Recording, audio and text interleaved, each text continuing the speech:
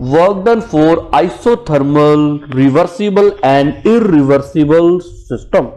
समतापीय उत्क्रमणीय एवं अनुत्क्रमणीय प्रक्रम के लिए कार्य की गणना करने जा रहे हैं। How to calculate of the work done for isothermal reversible and irreversible system.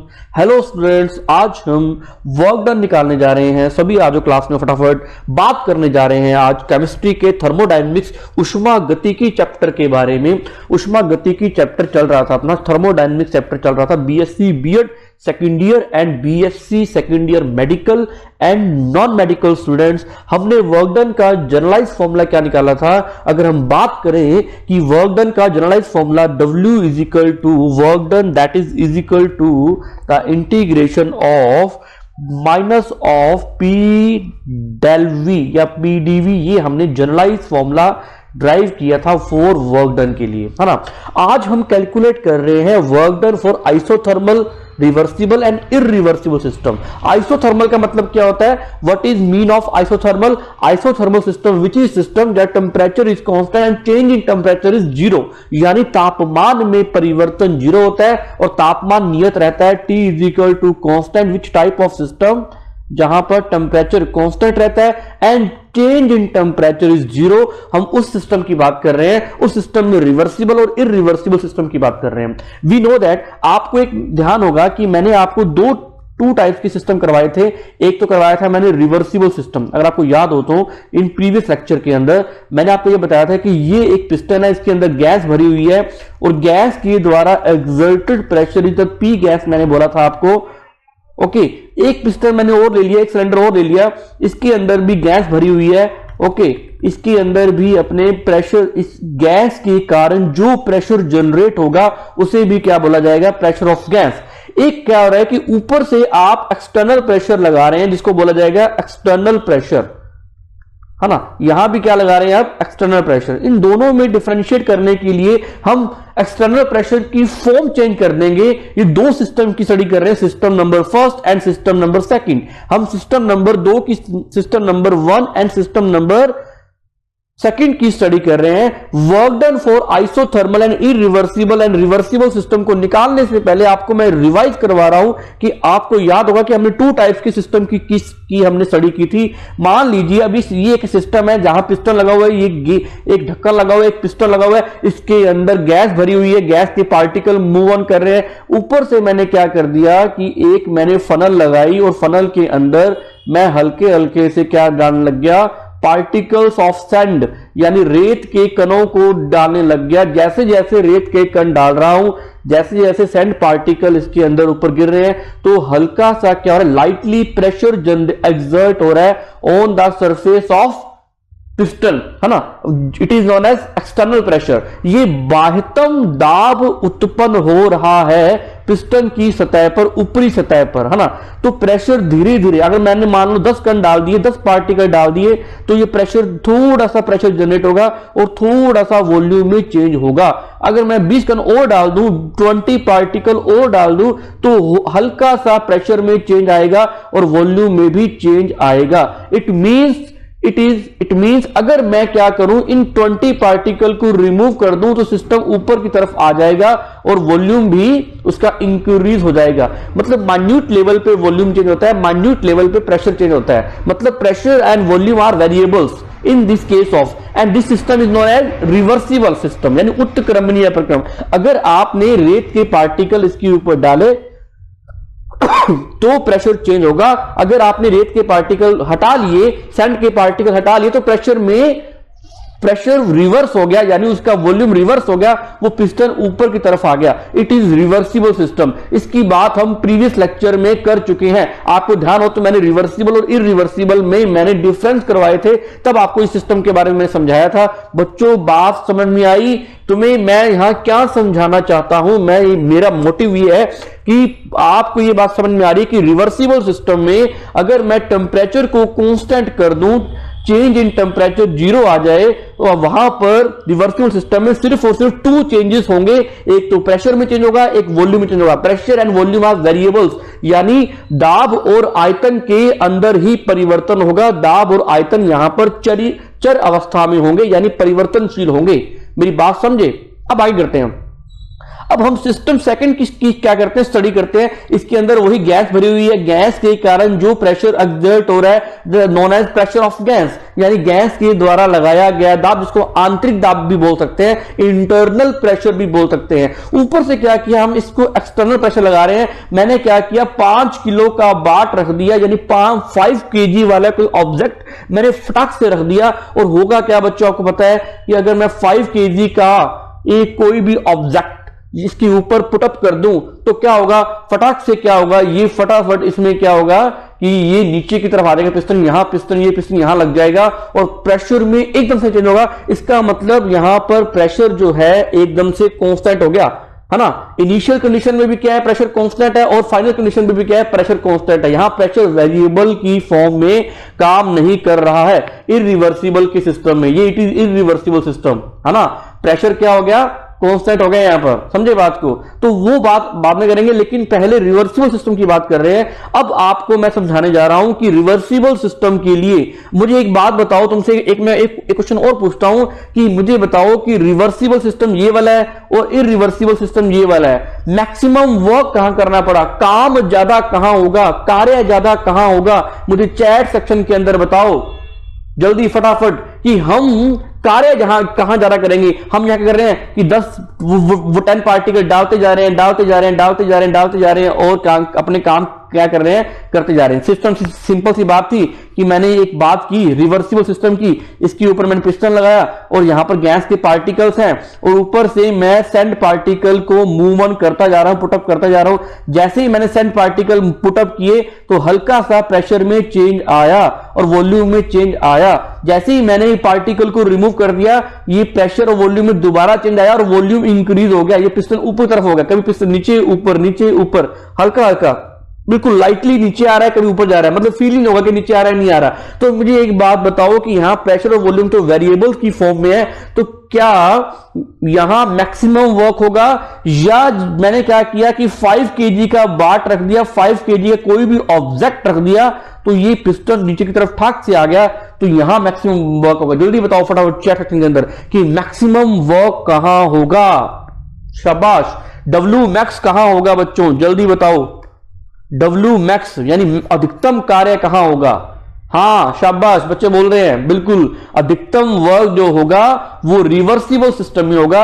अगर आपसे ये बात पूछ ली जाए कि एग्जाम के अंदर कि the calculate the W maximum, की अधिकतम कार्य की गणना कीजिए फॉर रिवर्सिबल या आइसोथर्मल सिस्टम के लिए, तो ये अंडरस्टूड है कि वर्क मैक्सिमम जो होता है वो रिवर्सिबल में होता है, उत्क्रमणीय प्रक्रमों में ही अधिकतम कार्य होता है। इसका मतलब सबसे पहले मैं क्या कैलकुलेट करने जा रहा हूं बच्चों, इसका मतलब मैं कैलकुलेट करने जा रहा हूं, मैं वर्क डन कैलकुलेट करने जा रहा हूं। वर्क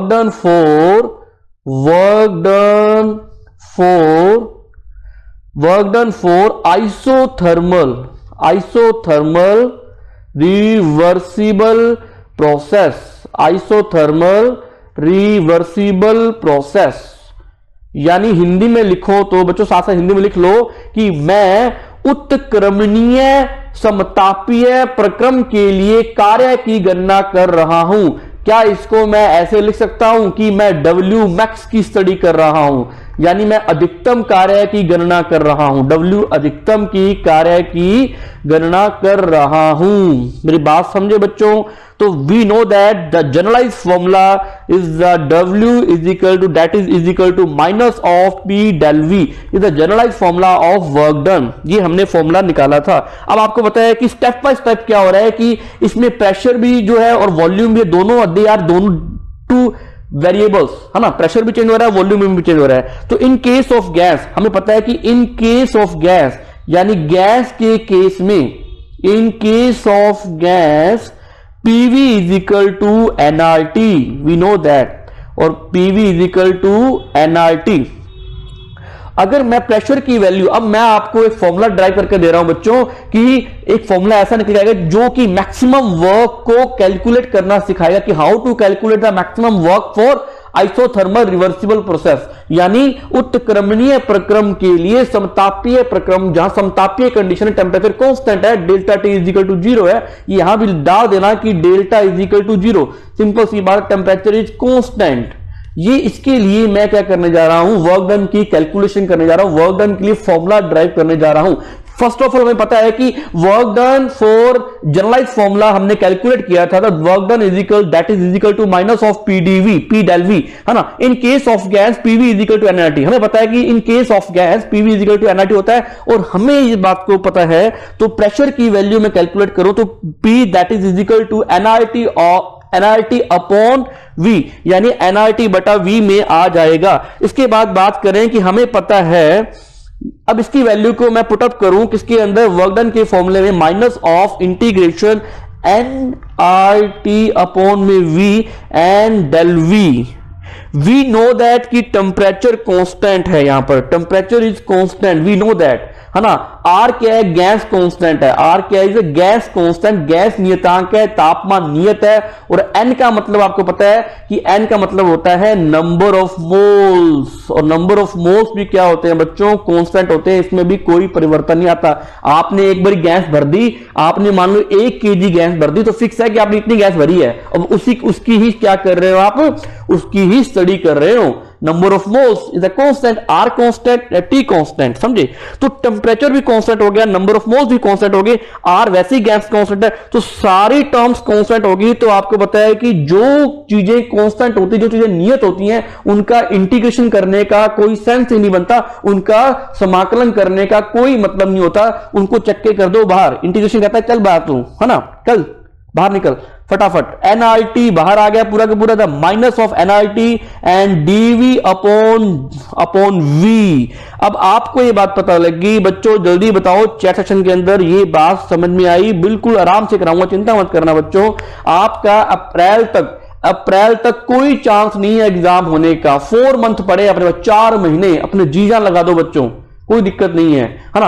आपको पता है कि DV del V upon V the integration करने जा रहे हैं। आपको जनरलाइज फॉर्मूला पता है कि अगर मैं डी एक्स अपॉन एक्स का इंटीग्रेशन करूं, है ना, डी एक्स अपॉन एक्स का इंटीग्रेशन करूं, तो आपको पता है कि इसकी वैल्यू निकल जाती है, वो आती है नेचुरल लॉग एक्स, यानी ln एक्स की इजिकल आती है, यानी ln ऑफ एक्स, है ना। अगर मैं डी एक्स बाई एक्स का इंटीग्रेशन करूं, समाकलन करूं, तो एक फॉर्मूला होता है इंटीग्रेशन में, मैथ्स में, अगर मैं उसका अवकलन करूं तो वो ln x में कन्वर्ट हो जाता है, ln ऑफ x में कन्वर्ट होता है, यानी log बेस e x में कन्वर्ट हो जाता है। It is generalize simple formula. अगर मैं D del V upon V को कन्वर्ट करूं, इसका इंटीग्रेशन करूं, तो एनआरटी, है ना।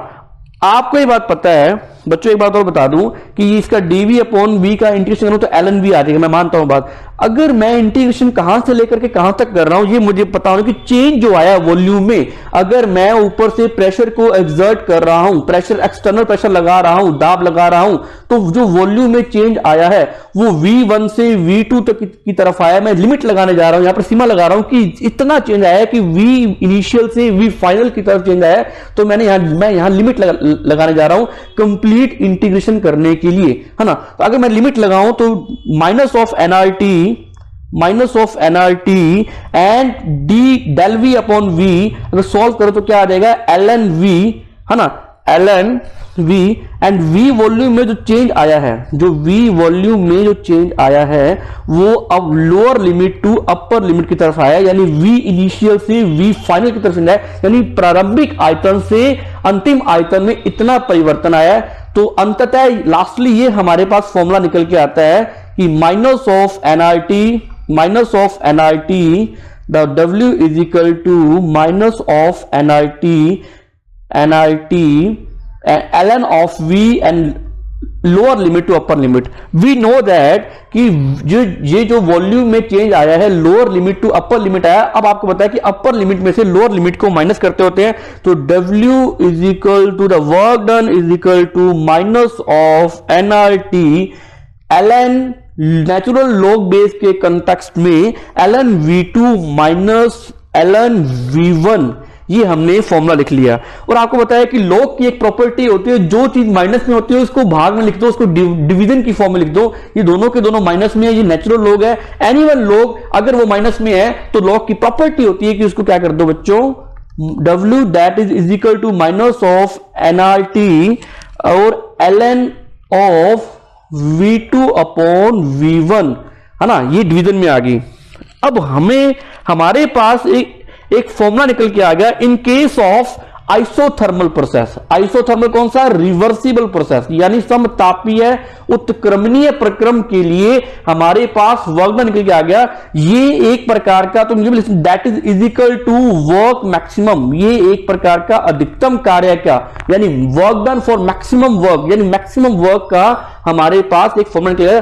फॉर्मूला ड्राइव होकर के आ गया w that is equal to minus of nRT ln v2 by v1, ये हमारे पास फॉर्मूला निकल के आ गया।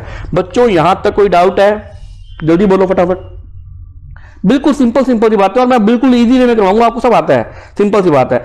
वी नो दैट, बच्चों हमें पता है कि जो ln जो होता है वो होता है नेचुरल लॉग, ये वाला ln जो है जो होता है नेचुरल लॉग, जो कि जिसको अपने लॉग जिसका लॉग बेस क्या होता है, e होता है ना, जिसका लॉग बेस क्या होता है e, इसको अपने इस फॉर्म में भी लिख सकते हैं। और इसको अपने अगर लॉग बेस 10 में कन्वर्ट करना हो 2.303 log बेस 10 भी लिख सकते हैं। तो natural log and log base 10 form, तो इस फॉर्म में भी अपने इसको लिख सकते हैं। अब मैं इसको इस फॉर्म में कन्वर्ट कर रहा हूं, w इज इक्वल टू या w max is equal to 2.303 से मैंने मल्टीप्लाई कर दिया, माइनस का सिंबल लगा दो, the nRT and log base 10 v2 upon v1, ये हमारे पास एक फाइनलाइज फॉर्मूला निकल के आ गया। बच्चों इसको नोट कर लो फटाफट, ये हमारे पास फाइनलाइज फॉर्मूला निकल के आ गया। चलें बच्चों आगे, है ना, बिल्कुल माइनस का सिंबल लगा दिया आपने। चलें आगे, ये हमारे पास फाइनलाइज फॉर्मूला निकल के आ गया बच्चों। This is most important formula. This is work done in the case of isothermal process, but in case of reversible isothermal process. But in the case of reversible isothermal process, यह एक प्रकार का महत्वपूर्ण सूत्र है जो कि समतापीय प्रक्रम के लिए कार्य की गणना को करता है, लेकिन मेनली उत्क्रमणीय समतापीय प्रक्रम के लिए कार्य की गणना करने में काम आता है। ये हमने फॉर्मूला निकाल लिया। अगर मान लो एग्जाम में आ जाए 3 मार्क्स का question, calculate the work done for isothermal reversible process, तो हाउ टू कैलकुलेट, आपको ये तरीका करके आना है। इसमें थ्योरी नहीं बनती, सिंपल सा एक सवाल आएगा, न्यूमेरिकल आएगा, आपको उसको करके आना है। चले आगे। अब बच्चों आपको पता है, चलते हैं आगे फटाफट। वी नो दैट, हमें ये बात पता है बच्चों कि बच्चों पहले ये बताओ कि चैट सेक्शन के अंदर आपको ये बात समझ में आई यहां तक, जल्दी बोलो फटाफट बच्चों, ये जल्दी बताओ, शाबाश, आपको ये बात समझ में आ गई। फिर आगे चलते हैं अपने चैट सेक्शन के अंदर, मुझे लिख के बताओ और उसको फटाफट नोट कर लो जल्दी। बच्चों आपको पता है कि हमने वर्क डन का जनरलाइज फॉर्मूला क्या निकाला था, w is equal to minus of, limit लगा देते हैं v1 से v2 and p del v, ये हमने निकाला था जनरलाइज फॉर्मूला। ये इंटीग्रेशन, इसकी इंटीग्रेटेड फॉर्म है ये, यानी जनरलाइज फॉर्मूला। और हमने उसके बाद फॉर्मूला क्या निकाला, w is equal to minus 2.303 nRT log base 10 v2 upon